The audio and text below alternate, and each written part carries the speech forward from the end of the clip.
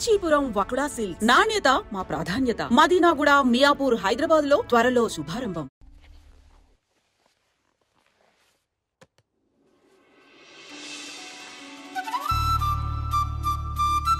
ఈ రోజెందుకో కొత్తగా ఉంది. మనసుకి రెక్కలొచ్చి రివ్వున ఎగరాలనుకుంటోంది. ఇన్నాళ్ల నా ఒంటరితనపు నుదుటిన బొట్టెట్టి ప్రేమ పేరంటానికి ఆహ్వానించాడతడు. ఇది నిజమా కలా తెలియని స్థితిలో నేను, నిజమేనంటూ నిర్భయంగా అతడు.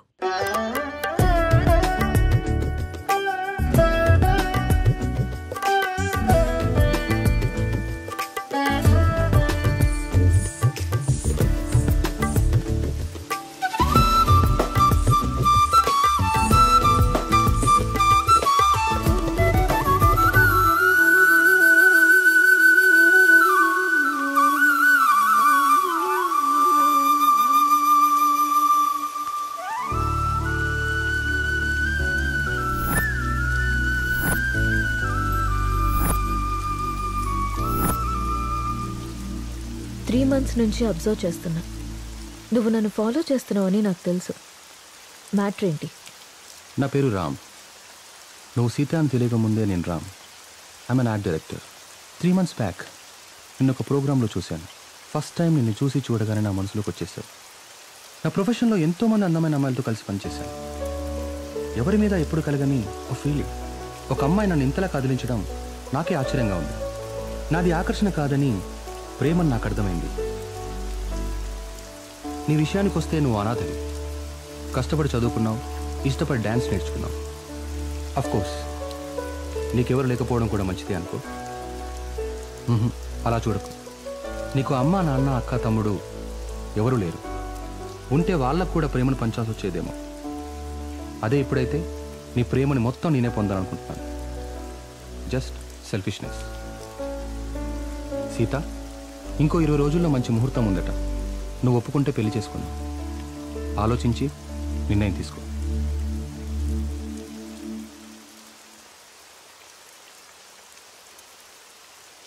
ఇప్పటికి ఇవాళ ఆఫీస్ లేదా? ఆఫీస్ కాదు, ఊరెళ్ళాలి. బెంగళూరు. ఏంటి బెంగళూరు అని అంత బెంగగా చెప్తున్నారు? అసలు మ్యాటర్ ఏంటి? 1 వారం రోజులు సీత. సడన్గా షూట్ ఫిక్స్ చేశారు. వెళ్ళండి. ఎప్పుడు ఫ్లై? బట్టలు సర్దేనా?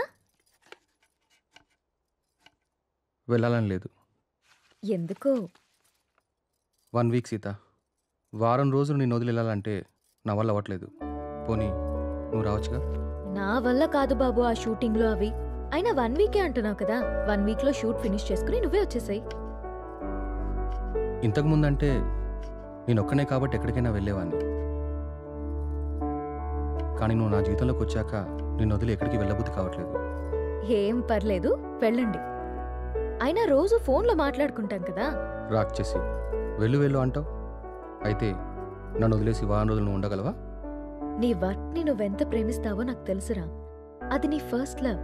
నా వల్ల అది ఎఫెక్ట్ అవ్వడం నాకు ఇష్టం లేదు. మరి నేను వచ్చేదాకా నువ్వేం చేస్తావు? నీకోసం ఎదురు చూస్తూ ఉంటాను. నేను ఎప్పటికి రాకపోతే? నువ్వొచ్చేదాకా ఎదురు చూస్తాను. సర్లే గాని ఫస్ట్ వెళ్ళి రెడీ అవ్వండి. మళ్ళీ కంగారు పడతారు. ఇంతకీ ఫ్లైట్ ఎన్నింటికి? 12ంటికి.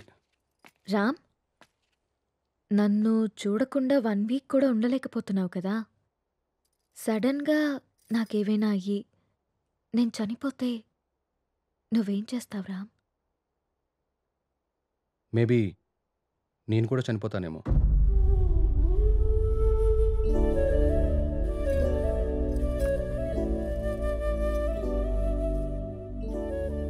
అమ్మ ఎలా ఉంటుందో తెలియక అనాథలా పెరిగిన నేను ఇప్పుడు బిడ్డకి అమ్మని కాబోతున్నాను.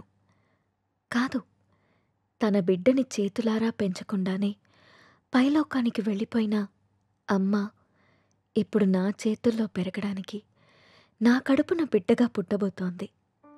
రామ్మ, నువ్వు పొందలేకపోయిన ఆనందాన్ని, నేను కోల్పోయిన ప్రేమని ఇద్దరము కలిసి తనివి తీరా తృప్తిగా అనుభవిద్దాం.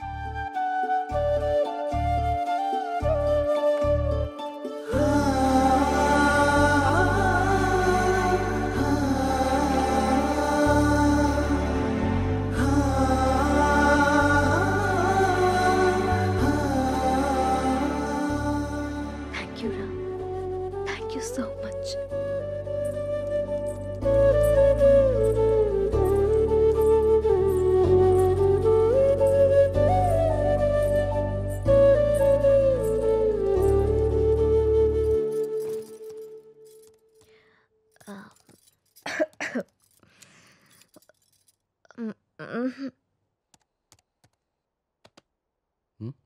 ఏంటమ్మా?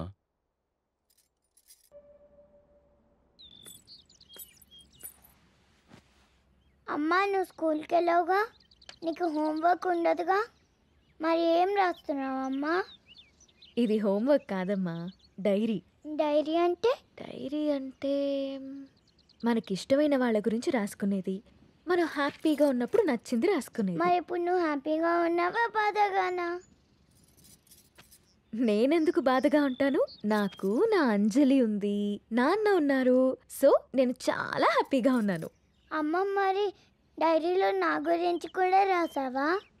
నువ్వు నా బంగారు తల్లివి, నీ గురించి ఎందుకు రాయకుండా ఉంటానమ్మా? ఏం రాసావా అమ్మ నా గురించి, నాకు చూపించవా? నువ్వు మా అమ్మవని రాశాను. అయినా ఇతరుల డైరీని మనకి చూపిమని అడగకూడదమ్మా. ఎవరికీ తెలియకుండా మన కోసం రాసుకునేదే డైరీ. అవునా? అవును.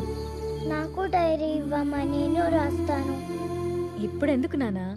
నువ్వు చిన్నపిల్లవి, పెద్దయ్యాక రాదుగాన్లే. లేదు, నాకు ఇప్పుడే కావాలి, ఇప్పుడే కావాలి. సరే ఉండు, తీసుకొస్తాను.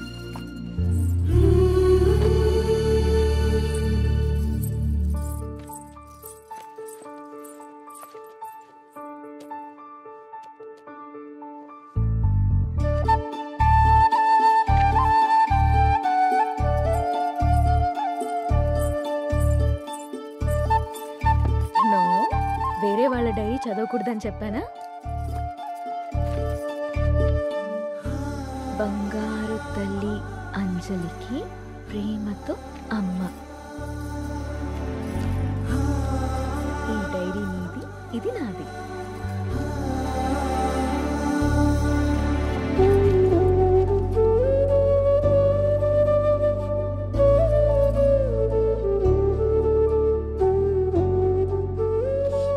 తప్పమ్మా, వేరే వాళ్ళ డైరీ చూడకూడదు. దొంగ.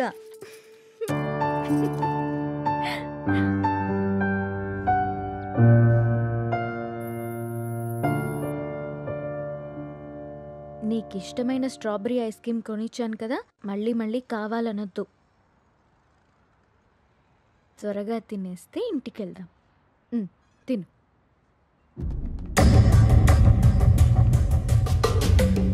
అమ్మా, నాన్న,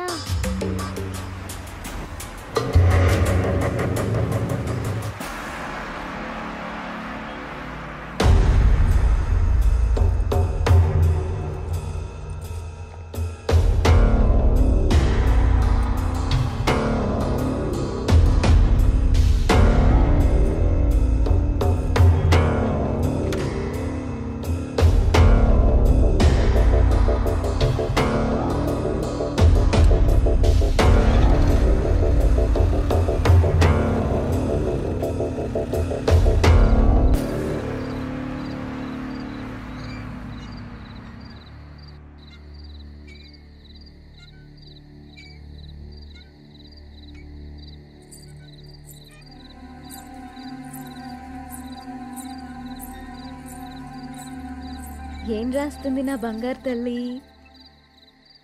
ఓ సారీ, వేరే వాళ్ళ డైరీ చూడొద్దు కదా. లేదు, చూడమ్మా.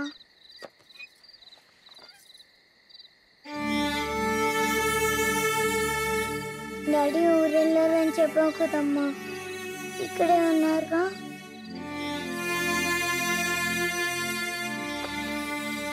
మనం పైకెళ్ళి పడుకుందామా? ఓకేనమ్మా. సరే.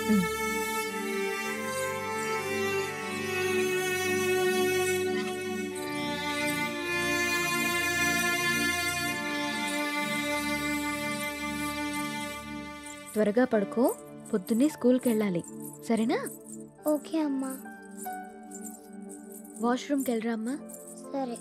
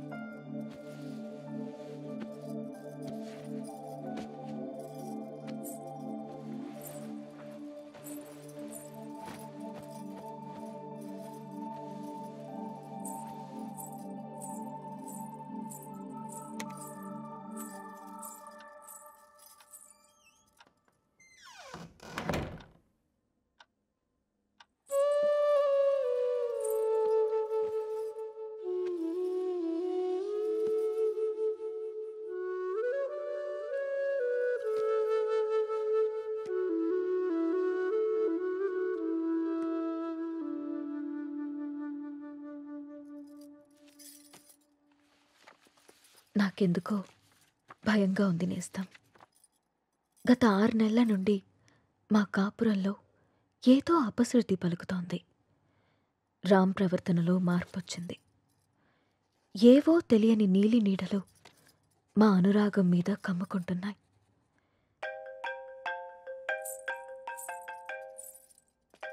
No no no no don't touch. ఇంకోసారి నా ఫోన్ ఎప్పుడు టచ్ చేయకు, అర్థమైందా? హెలీనా,